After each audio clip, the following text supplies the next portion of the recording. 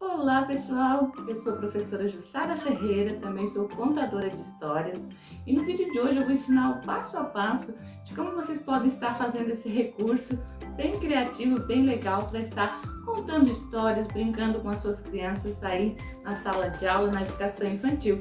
É muito fácil, é com balão e eu vou mostrar o passo a passo de como eu fiz e como você pode fazer também.